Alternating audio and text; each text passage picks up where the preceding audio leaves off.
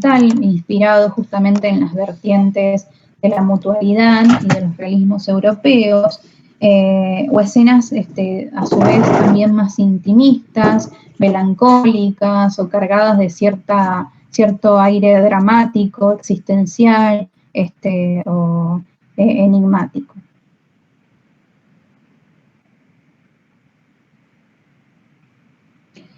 Por su parte, Rubén de la Colina, él estudia grabado con Juan Grela y con José Planas Casas durante los 40, y en sus obras combina sus diferentes intereses asociados a la imaginería religiosa, donde aparecen, por ejemplo, figuras de santos, de apóstoles, representaciones de parábolas bíblicas, y junto con la cuestión de la religión también combina sus intereses por la música y por la literatura, en donde vemos, por ejemplo, series de figuras portando instrumentos musicales, o la inclusión, en algunos casos, de frases o textos en latín, y por otra parte, utiliza por lo general un tipo de resolución esquemática, en donde va enfatizando sobre todo, si ven, los contornos de las figuras, algo que lo acerca al estilo de grabado medieval.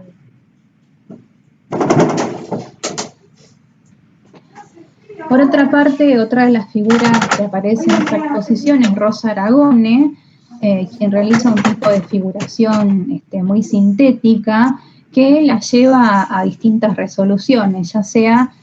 a grandes contrastes de blanco y negro, o a la incorporación, por ejemplo, de diferentes texturas de adornos o planos de adornos, de otras texturas, como en este caso, mientras que en otras obras se acerca más, por ejemplo, a uno de sus maestros, que fue, como decía, Juan Grela, a partir de este paisaje litoraleño, o a partir de algunos tipos de naturalezas muertas de carácter constructivo, mientras que en el último tramo de su producción de grabados, porque ella hizo muchas cosas a lo largo de su trayecto, y el grabado fue algo acotado dentro de su producción, pero en sus últimos grabados tuvo un contacto más con formas ligadas a la experimentación, con la inclusión del color, de formas libres, como se ve, por ejemplo, en el caso de estos grabados, que tienen un formato más grande que los anteriores, o en por ejemplo, que está realizado a partir de sus lecturas de un cuento de Borges.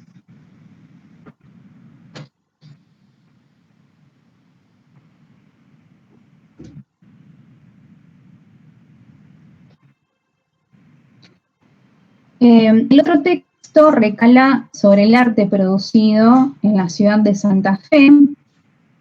que a grandes rasgos plantea el arte de esa ciudad como una suerte de microhistorias, de momentos, de instantáneas, digamos, como formas no lineales de pensar los desarrollos históricos, que a su vez van trazando los estilos más visibles desde finales del siglo XIX hasta las tendencias más contemporáneas.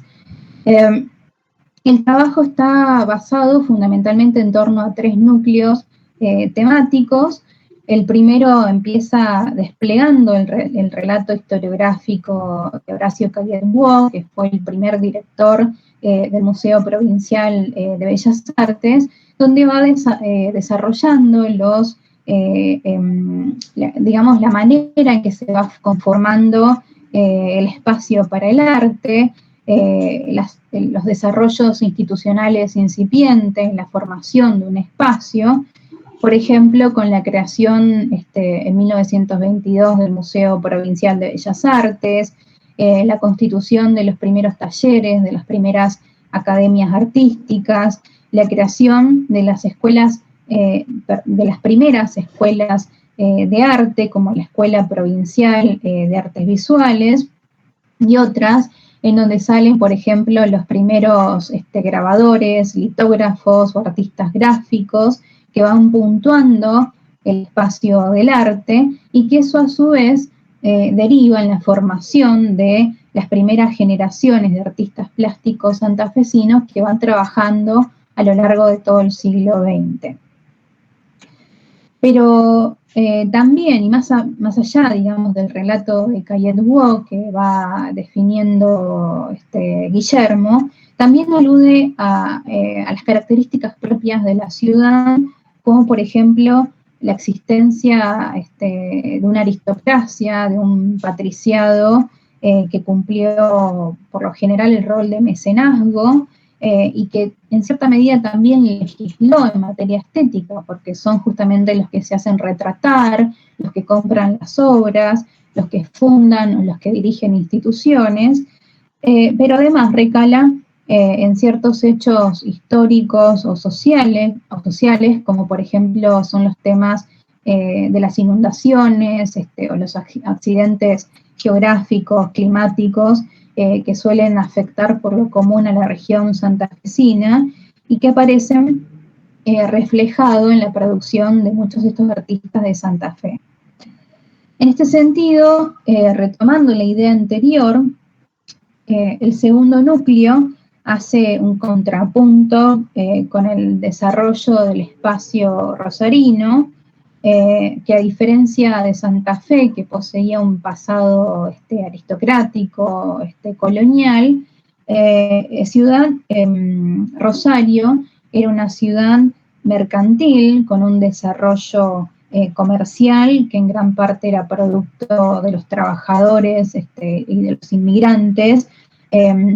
y que a su vez no tenía instituciones culturales tan afianzadas como sí tenía Santa Fe con sus museos, academias y talleres artísticos.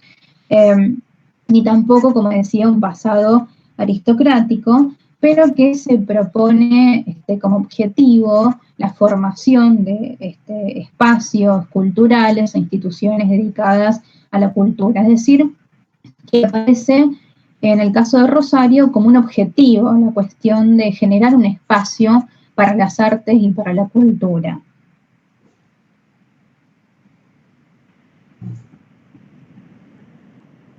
Entonces, como decía, en relación con este segundo núcleo, estas diferenciaciones con respecto a las formas que fue adquiriendo el arte de Rosario, a diferencia de las de Santa Fe, hace que, o lo que Guillermo pone en evidencia, es que en Rosario se configuran distintos momentos disruptivos. Por ejemplo, en los 20 hay un acercamiento a las estéticas de vanguardia, en los años 30 hay grupos más radicalizados como la mutualidad, que plantean una combinación entre estética y política.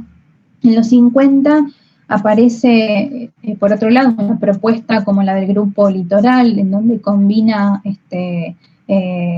arte moderno con regionalismo, y en los 60 hay estrategias más rupturistas y revueltas generacionales que caracterizan a todo el periodo. Es decir, se producen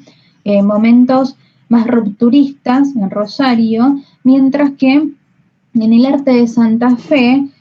hay una modernidad, una serie más atemperada, pero que sin embargo es sostenida en sus torsiones estéticas. Es decir, hay un modernismo, una búsqueda renovadora que es sostenida, pero que no llega a generar las rupturas estrepitosas que se dan en el escenario rosarino.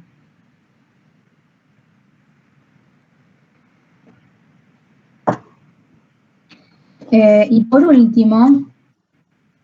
el tercer núcleo de la exposición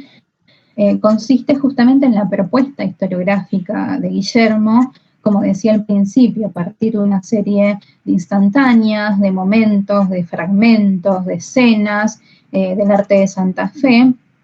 que tienen a su vez cierto orden cronológico y que están organizadas a través de distintas problemáticas que le permiten trazar la historia del arte santafesino. En esas instantáneas comienza, por ejemplo, Las imágenes completas, todas las imágenes de la exposición las pueden ver en los catálogos. En estos casos, como les decía antes, hice una selección de algunas. En este primer momento, entonces, él inicia esa selección, esa colección de instantáneas a través de los realismos detallados de Pepa Díaz, que están en sintonía con las tradiciones holandesas y flamencas de las naturalezas muertas, donde aparecen por lo general jarrones con frutas, con flores y distintos alimentos dispuestos sobre la mesa. Por otro lado, sigue con perspectivas iluministas e impresionistas que representaron estos, por ejemplo, paisajes cargados de atmósfera, de luz, como en estos casos los de Ludovico Paganini y Juan Sol, realizado a principios del siglo XX.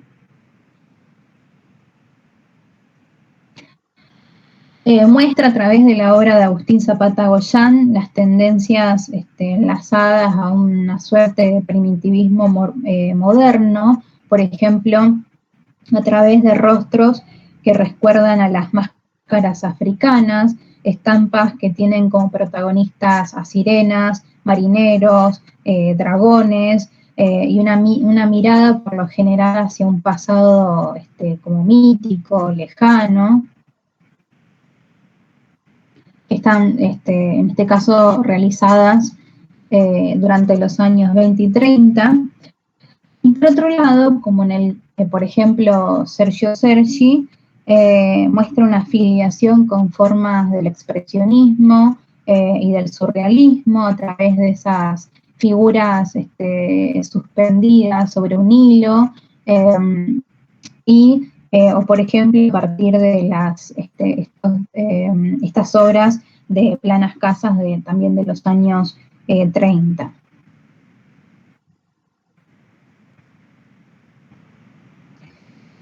Por otra parte, las nuevas formas de figuración que muestran una vida sencilla, climas pastorales, en algunos casos idílicos, la mujer asociada a la naturaleza, como en estas obras de Jürgen y César Fernández Navarro, en donde en este caso, bueno, esta es la imagen que aparece en la tapa del catálogo, en donde esta mujer aparece justamente sosteniendo unos pescados en un paisaje tormentoso.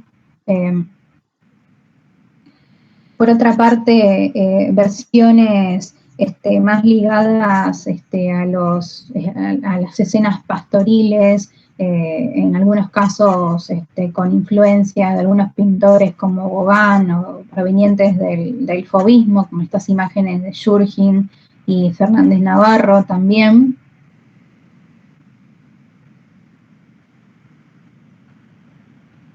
Por otro lado, los enfoques más precisos y detallados de Sergio Sergi a través de estos realismos, digamos, de un realismo que tiene una afiliación con el realismo mágico alemán, con los realismos alemanes. O bien un realismo más dramático, de un carácter más social, donde aparecen figuras humildes, las zonas alejadas de la ciudad, en este caso a través de César López Claro. O las tensiones entre formas de la figuración y la abstracción a través de temas regionales que se fueron sintetizando, despojando, geometrizando, como se ve en este caso de Matías Molinas, o despojando de elementos.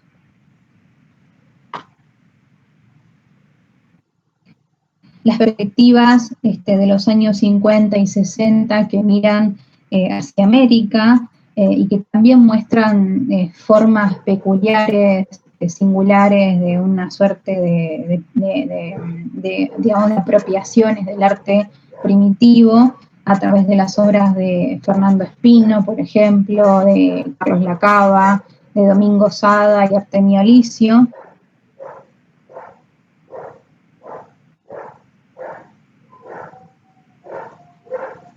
Por otro lado, las formas surrealizantes y biomorfas de Armando César Godoy y Beatriz Martín, realizadas en los años 50 y 60, o los nuevos expresionismos, informalismos que renacieron en los 80, en este caso, por ejemplo, las escenas de inundaciones de Artemio Licio, las pinturas abstractas de Eduardo Elgotas, los escenarios fantásticos de Andrés Dorigo, que parecen estar compuestos de insectos, de flores, las flores de Nidia Andino, que suele realizar obras cargadas de mucho cromatismo. Otras obras que tienen son con un cromatismo muy intenso. Las de Abel Monasterolo, en donde realiza esta serie de animales de la región litoraleña. O también las tendencias más más contemporáneas, que combinan recursos de la fotografía, de la pintura, de los medios digitales, los ordenadores, como en estos casos, una fotografía de Marcos López, esta de Raúl Cotone, distintas pinturas.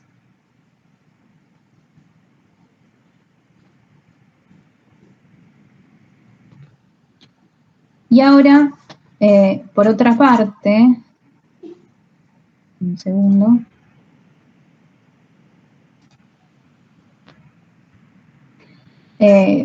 Por otro lado, la exposición Inventario Fragmentado trabaja sobre la plástica, digamos, sobre la colección de la provincia de Córdoba. Incluye obra de artistas cordobeses, pero también obras de artistas de otras regiones y otros países de la Argentina. Entonces, lo que plantean en esta exposición es que, digamos, tomando como punto de partida los avatares de los artistas, y al igual que, por un lado, la de Adrián Armando sobre la naturaleza, están basadas no tanto en una construcción ni en un relato cronológico lineal o estricto, sino más bien en la realización de diferentes grupos y núcleos temáticos que le permiten aunar un conjunto dispar de obras y de artistas, pero que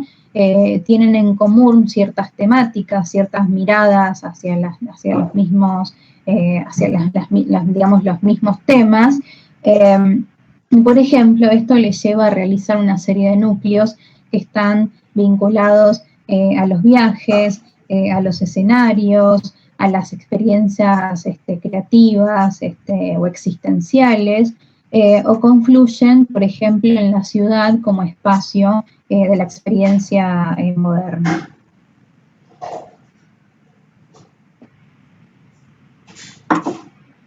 En este sentido, el primer núcleo, el primer momento, está dedicado a las existencias, existencias que puede referir a personas, a estados de ánimo, a existencias cotidianas, existencias creadoras, o existencias sociales también, y que incluye, por ejemplo, una gran variedad de naturalezas muertas. El catálogo es muy amplio, muy incompleto, ahí pueden ver muchas de las imágenes, todas las imágenes de esta exposición, porque yo hice una selección bastante acotada. Como decía entonces, este núcleo temático dedicado a las existencias de diferente naturaleza incluye una serie de composiciones con jarrones, con frutas, con instrumentos musicales, con pinturas, incluso en algunos casos aparecen ventanas en donde se filtran los paisajes que pueden ser del norte argentino, los paisajes en algunos casos de Córdoba.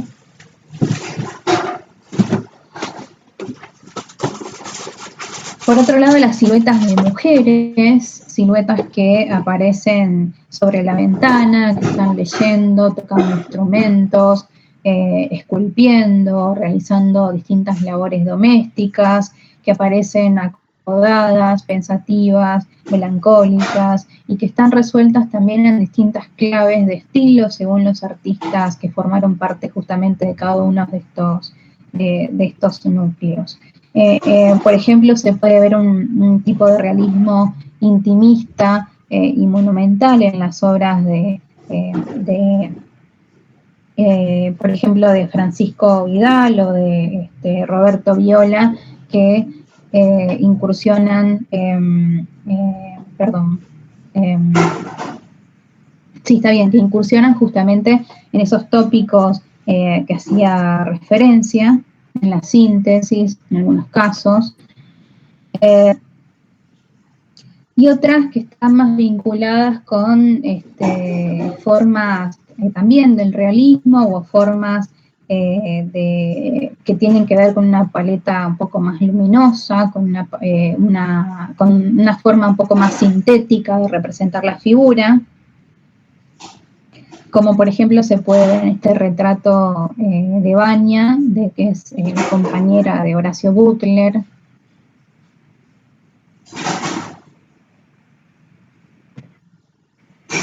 Por otro lado, obras de trabajadores y campesinos descansando, que muestran una temática pastoril, como en el caso de las del Demiro Lescano Ceballos y Francisco Vidal, que están resueltas también con figuras monumentales y muestran algunas de las escenas campestres que se pueden ver en distintos momentos de la historia del arte.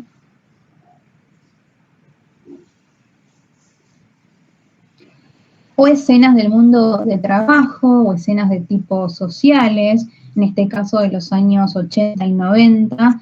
con encuadres realistas, como el obrero cargando una res de Raúl Díaz, o esta escena de una mudanza de Pedro Pont Vergés,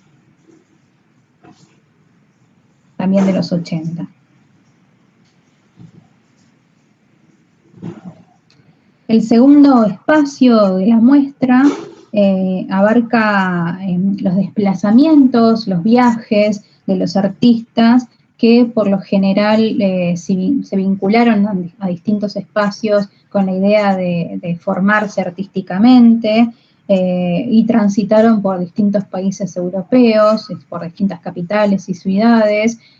principalmente Italia, Francia y España, pero también realizaron viajes por América, donde recorrieron por lo general zonas del noroeste argentino, los países andinos, sobre todo Bolivia y Perú, o también las selvas amazónicas.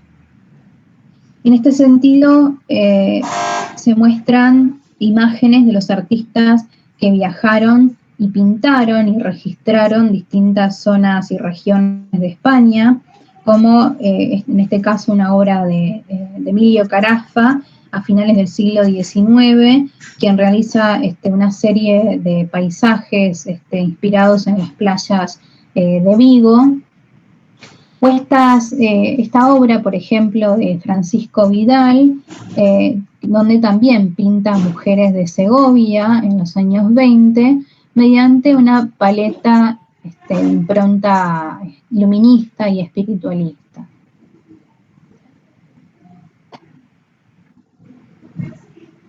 Por otro lado, figuran quienes estuvieron diferentes estadías en Italia, sobre todo en el norte de Italia, y sintieron el impacto de las distintas tendencias peninsulares. Por ejemplo, los casos de Lorenzo Gigli, quien entra en contacto con los artistas novecentistas, y bueno, en muchas de sus obras se puede ver sus conexiones con distintas estéticas italianas. Por otro lado, Achilles Badí, quien pasa en un principio largas temporadas en Italia, se interesa por la pintura metafísica y por el Novecento. Otras obras, por ejemplo, como las de Roberto Viola y Enrique Borla, muestran afinidades justamente con los estilos de entreguerras, a través de esos encuadres enigmáticos, de figuras robustas, pesadas, casi escultóricas, o en el caso de Roberto Viola, a partir de esos encuadres más vinculados con la pintura metafísica.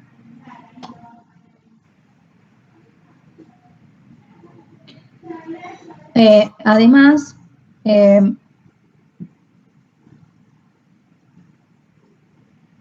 bueno, no puse otras obras, pero en el texto menciona obras de Spilimbergo, que estudia, por ejemplo, los frescos primitivos y también se acerca a las tendencias poscubistas y restaurativas, o el caso de Petoruti, que se vincula con los artistas del futurismo. Por otro lado,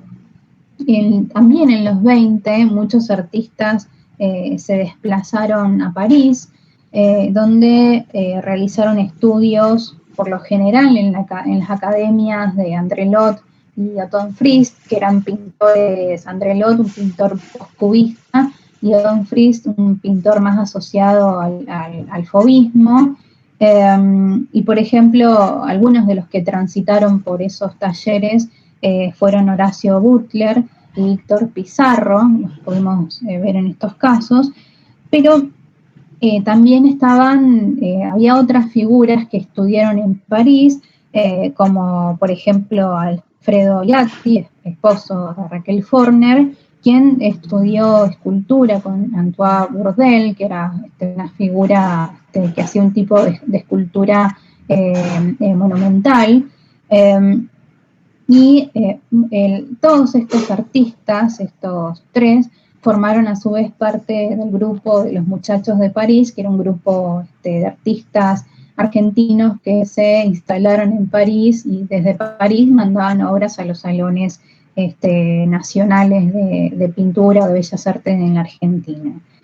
Y en el caso de Córdoba, uno de los artistas que viajó también a París y tuvo desarrollos formativos fue Ernesto Soneira, que lo podemos ver con una obra acá,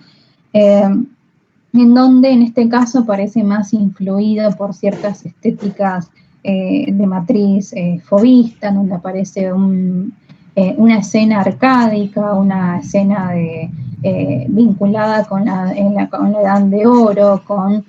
la presencia justamente en las Arcadias, en donde aparece es como un lugar utópico, donde se mezcla la felicidad, los placeres, la naturaleza, que aparecen justamente como en esos espacios cargados de esos sentidos simbólicos.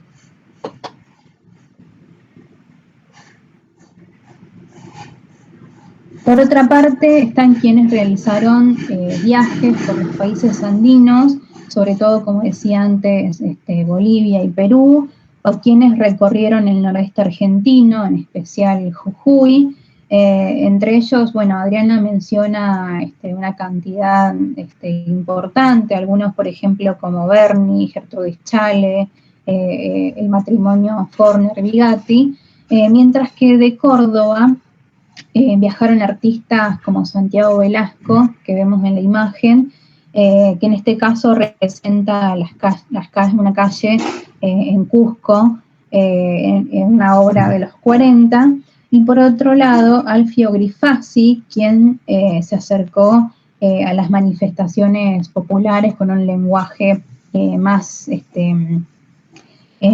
sintético, propio de las obras de los años 50.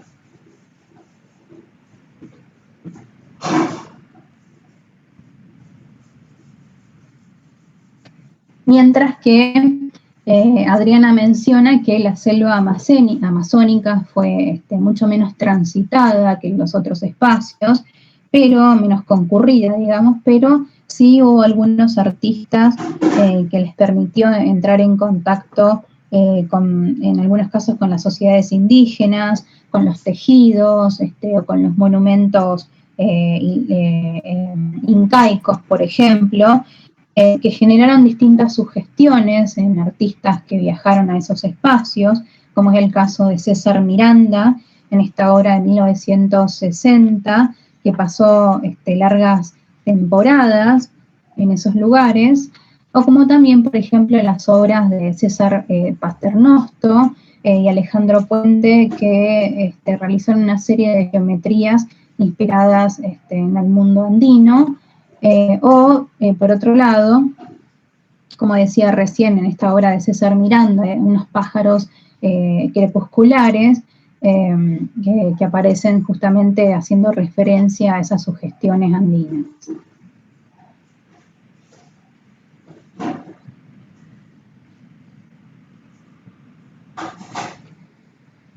Y el tercer núcleo refiere a los escenarios que comprenden distintos espacios, ya sea tanto el paisaje regional, el paisaje de las imágenes de las sierras, por ejemplo, en claves luministas y espiritualistas de principios del siglo XX,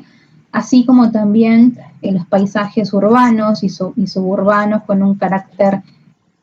más ligado a los realismos modernos, o luego también ciertas formas de la abstracción. Entonces, dentro de los primeros tenemos,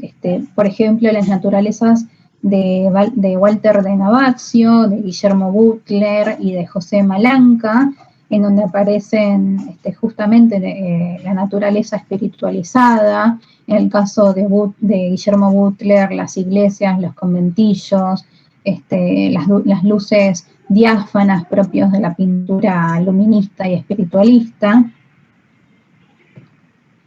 Por otro lado, paisajes más sintéticos, constructivos,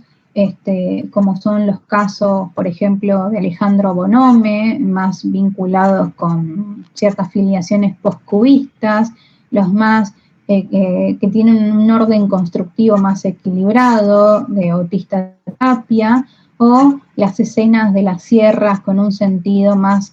estético, una mirada más estética de las sierras, de Manuel Coutaret, o en este caso con una carga, un tipo de carga más social, con figuras humildes, una escena típica como, no sé, un suburbio o de zonas alejadas.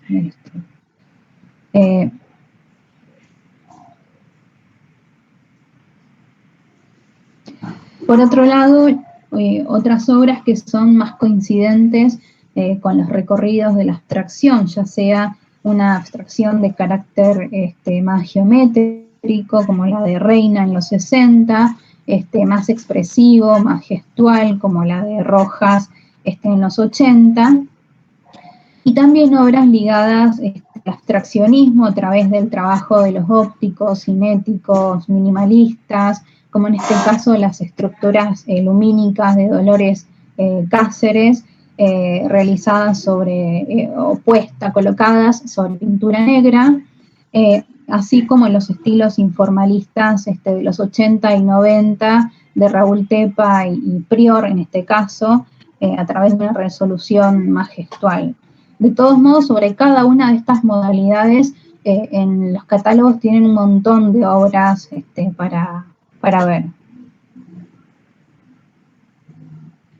Y el último apartado es el de las confluencias. Confluencias que pueden tener a la ciudad como espacio donde confluyen justamente artistas, donde confluyen también distintas perspectivas y temáticas, escenarios, existencias, señalamientos políticos, arquitecturas también. En este último núcleo hay una cantidad de obras muy importante. Yo hice una selección en base a algunas más contemporáneas que están ligadas a la idea del urbano, como son estas fotografías de arquitecturas vacías, estructuras o edificios industriales abandonados o en las periferias, de Santiago Porter, Hugo Gavetta y Diego Villarroel. O estas otras obras que son las que finalizan la exposición, que le dan una carga y un sentido importante, en donde se puede ver la ciudad como escenarios de hechos políticos o la incertidumbre por lo que pueda llegar a pasar, como son estas dos obras en donde, por ejemplo, esta pintura, en este caso, se llama Nada nos han enseñado los años, mientras que esta otra incorpora un cartel que dice espero que pase algo pronto. Y justamente estas son las dos obras, esta es la obra que finaliza la exposición.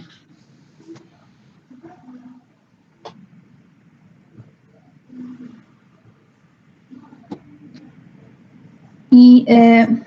por último, la exposición La luz en la tormenta, arte moderno entre dos guerras, que justamente se enfoca, como decía al principio, en el periodo comprendido entre las dos guerras mundiales, mostrando el modo en que situaciones como la guerra o como el avance de los fascismos inciden o repercuten en el estado de ánimo de los artistas, y eso a su vez se ve reflectado en muchas de las obras de la plástica del periodo. Y esto aparece señalado a través de 4 expresiones anímicas, 4 expresiones espirituales que aparecen como núcleos de la exposición, que son la calma, la incertidumbre, el enigma y el drama, como justamente expresiones del ánimo de los artistas frente a los avatares políticos y sociales, la presencia de la guerra, el avance de los fascismos, las diferentes alternativas en ese momento.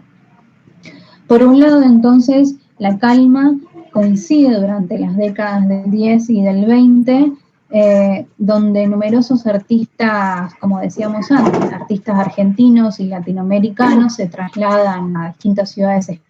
europeas, en este caso emprenden viajes a distintas capitales, en donde se ponen en contacto ya sea con las vanguardias o con los movimientos vinculados al periodo de entreguerras, los movimientos restaurativos, que proponían un retorno al orden, pero en una clave moderna. Y esto, por ejemplo, se puede ver en las imágenes de Butler, de Nora Borges, de Luis Falcini, en donde se ve justamente una temática pastoril, idílica, ciertos momentos de felicidad que buscan eternizar, momentos dedicados a la música, como es en este caso la obra de Falcini. Por otro lado, también las figuras maternales, nutricias, o figuras vinculadas al universo íntimo y privado, que están asociadas, por otro lado, con la naturaleza. En este caso, vemos en las imágenes de Butero y de Leopoldo Presas. En las naturalezas muertas, que están impactadas por los distintos movimientos modernos, el fauvismo, las nuevas formas de figuración, formas de, por ejemplo, de decorativismo o de trabajar expresivamente el color, que provienen de los artistas navíos, de la pintura, o ciertos climas enigmáticos de la pintura física.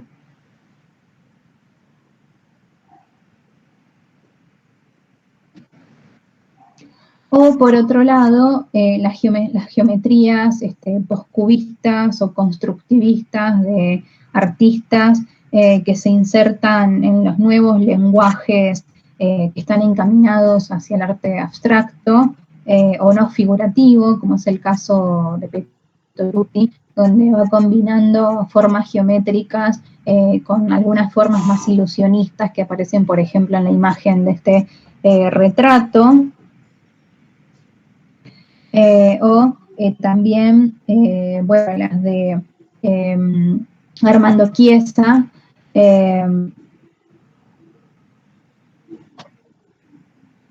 y las de, ay, no me acuerdo, bueno, uno de los discípulos, Sergio de Castro, uno de los discípulos de Joaquín Torres García, donde se puede ver una visión más frontal, geométrica, o de Juan del Prete, que es uno de los que inicia la abstracción en la Argentina, uno, digamos, de los precursores de la abstracción.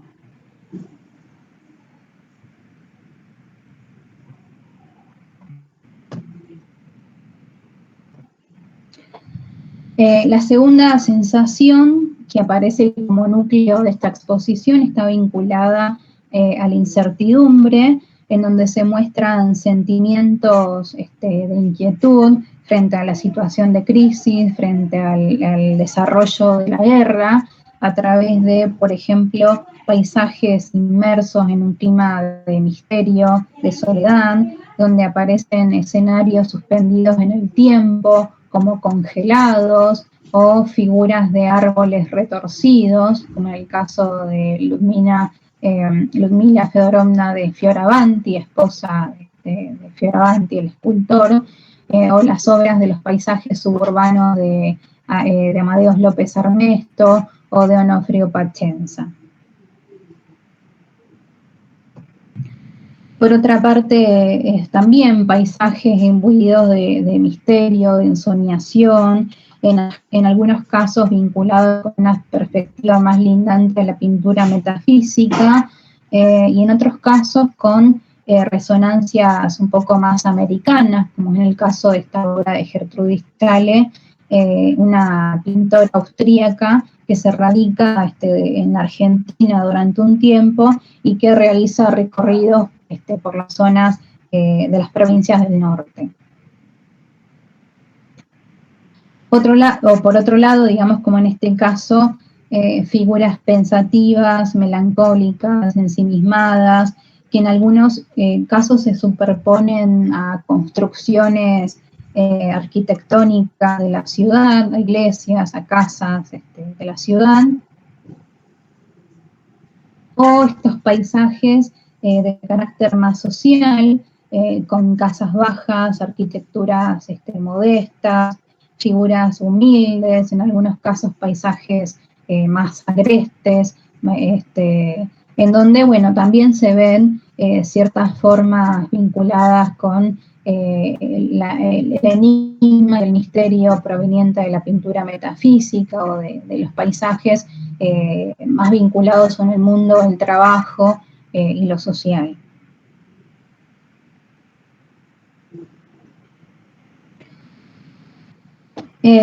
El tercer eje se enfoca en lo que se llama, digamos, el título sería el enigma, como otra de las condiciones existenciales o anímicas de los pintores, a partir de artistas que se acercan al surrealismo o exploran cuestiones ligadas a los sueños, a la imaginación, en el contexto de la guerra, el contexto bélico, como es el caso de Raquel Forner, en donde aparecen símbolos de la guerra, de la muerte, de la barbarie. Muestran otras obras un trasfondo más social, como en el caso de Orlando Pieri, o una serie de construcciones enigmáticas, como en este caso de Umberto Marini, llamada El Solar de los Recuerdos, que justamente está mostrando, o se puede asociar con la iconografía de las ruinas, de las demoliciones, porque justamente se ven que son paredes que han sido tiradas abajo. Y por otro lado, las versiones también imbuidas de cierta extrañeza, cierta también inmovilidad, que representan el costado menos dramático del periodo, a partir de estas obras de Catarina Otero Lamas o de Maruja Mayo, que luego de la guerra se va para la Argentina. Y otras imágenes también elusivas sobre la temática, que incluyen máscaras dramáticas, muñecos articulados, calaveras, cuerdas, escenarios tenebrosos, o incluso esta también que incluye máscaras, como en cierta forma haciendo una relación con el enigma, la incertidumbre de esos momentos. Y el último momento de la exposición está asociado al drama de la Segunda Guerra Mundial, y por un lado aparecen aquellas figuras, por ejemplo, que optaron por un tipo de realismo monumental en obras de gran escala, como son estas de Hércules Solari y Mariana Bengochea. En el caso de Bengochea retoma el tema de la iconografía cristiana a partir de esta mesa obrera, o la figura melancólica de Solari. Así como también las imágenes provenientes de los mundos de suburbios, periferias, zonas humildes, que en este caso son zonas más ásperas incluso porque muestran las existencias pobres, ásperas justamente de la vida en las costas, en las islas, en los basurales, gente recogiendo o los recolectores, digamos, de metales, de estructuras de hierro que justamente usaban para revender, o como en estas obras de Cianzoni, el artista de Rosario, o los árboles dolientes que se arquean, se contorsionan por efecto del viento, de la tormenta, de las tormentas que se están por venir. Justamente aparecen en estas obras cielos tormentosos, que se pueden referir tanto a una cuestión atmosférica y climática, como puede ser una tormenta, como también a cuestiones más ligadas a las tormentas del mundo, a las tormentas vinculadas con la situación conflictiva y de las guerras.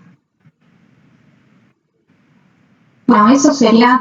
a grandes rasgos lo que proponen, en el que voy a cerrar, lo que proponen, algunos de los núcleos que proponen estas exposiciones. Ahí está. Que fueron justamente un conjunto de 6 muestras en donde pueden ver un panorama muy amplio, que a su vez se complementa con el panorama sobre la plástica basada sobre todo en Buenos Aires y Rosario, que habían visto con Guillermo en las semanas anteriores, y acá pueden ver perspectivas sobre ciudades, es decir, más allá de que algunas exposiciones estuvieran enfocadas en lugares en particular, se trata, como decía antes, de colecciones, recortes que en algunos casos incluyen obras que son más amplias, que no solo están vinculadas con los artistas de esa ciudad, por ejemplo de Córdoba, de Santa Fe o de Rosario, sino que incluyen artistas de distintas partes del país. Bueno, hasta acá no sé si alguien tiene alguna consulta, algo que no haya quedado claro, que quieren que vuelva a repetir. Sé que fue muchísima información que puede resultar por ahí difícil de asimilar, pero bueno, es justamente esa idea de mostrar una cartografía de artistas, una visión panorámica. No es necesario que se acuerden de todos los nombres, de todas las obras, pero sí que puedan tener una idea general más o menos de cuáles son las estéticas, los artistas más imperantes de cada momento histórico, que por supuesto a lo largo del año se van a ir agregando, ¿no? Guillermo va a ir justamente haciendo un desarrollo más profundo sobre cada uno de estos momentos. Van a ir viendo muchísimas más imágenes, van a ir viendo los textos que les van a servir de apoyo. Así que bueno, no sé si tienen algo que haya quedado pendiente, creo que es como el momento de suturarlo.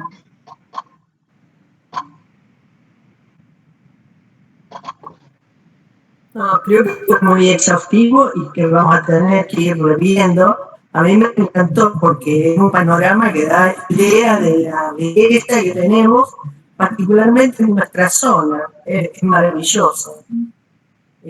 Así que veremos cómo seguimos, ¿no?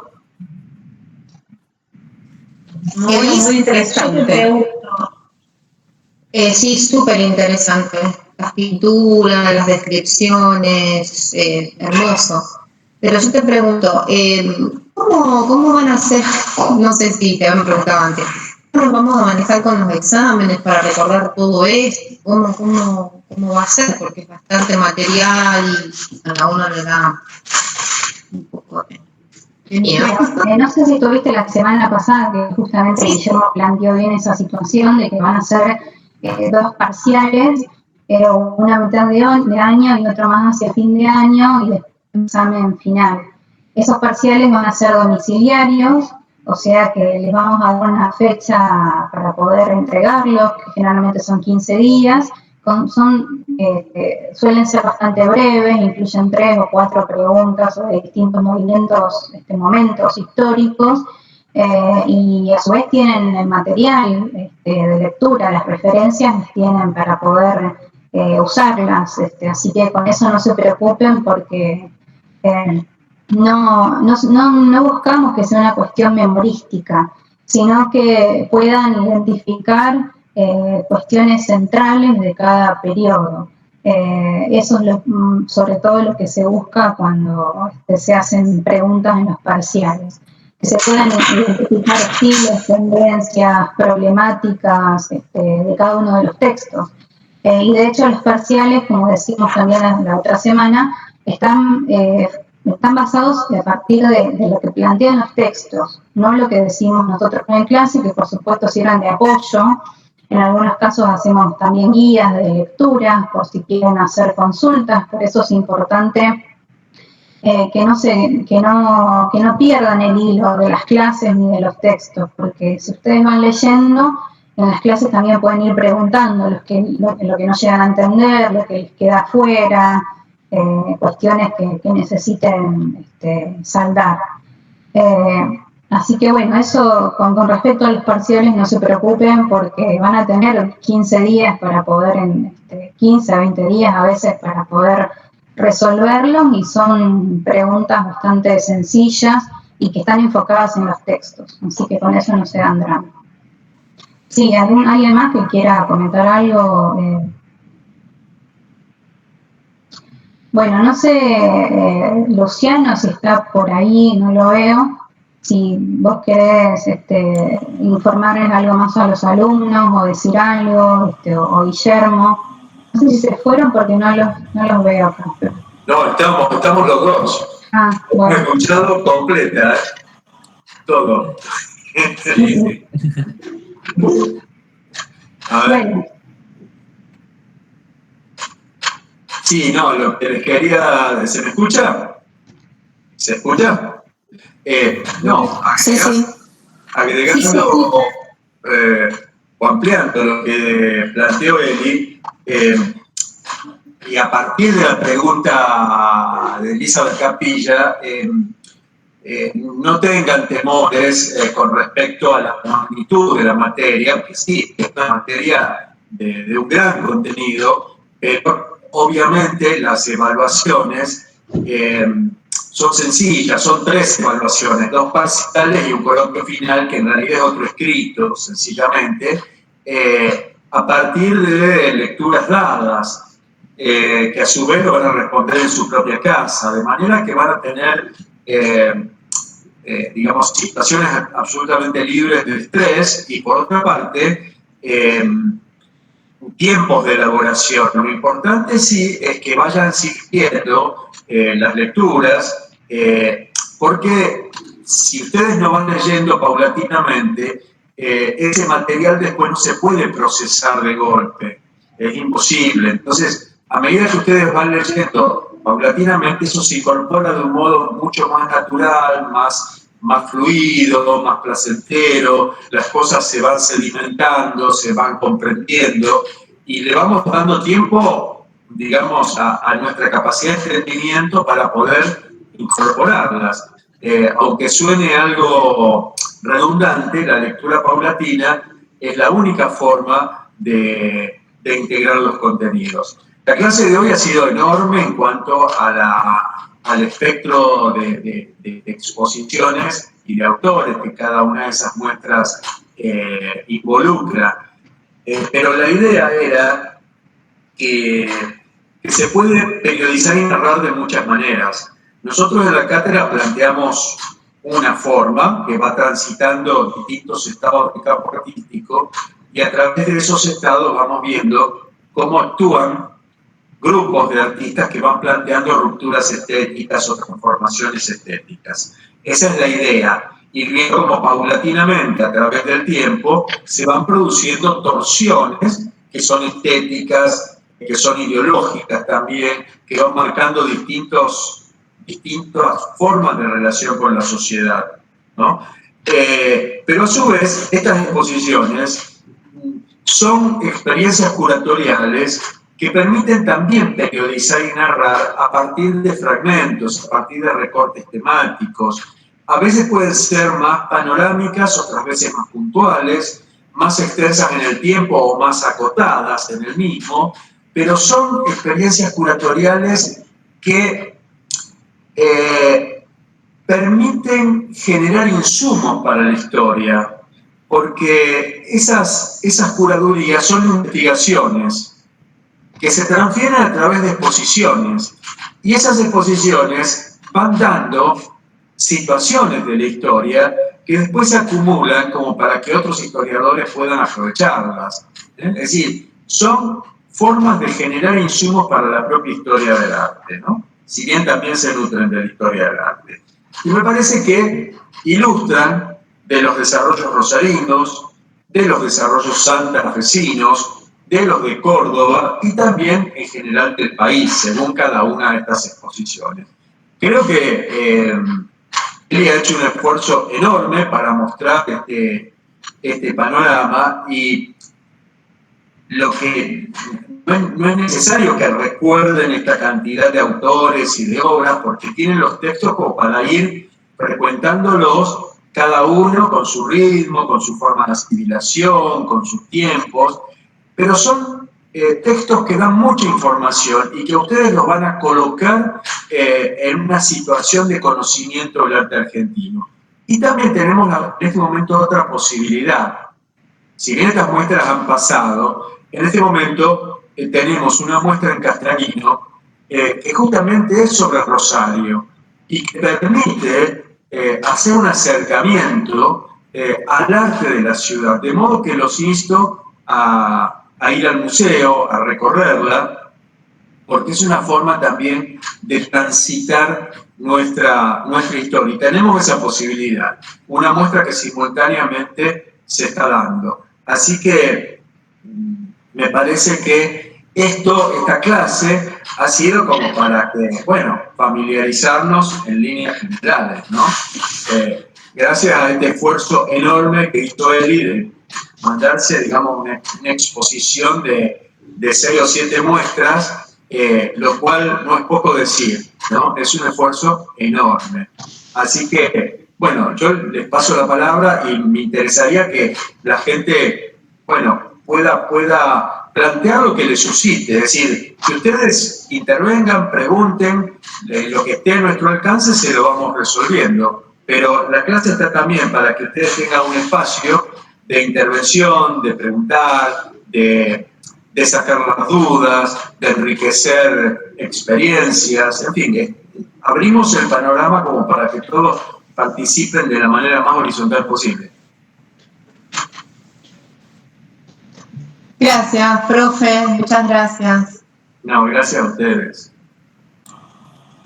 Lucio, ¿querías agregar algo? Realmente clarísimo la tremenda exposición de Eli, y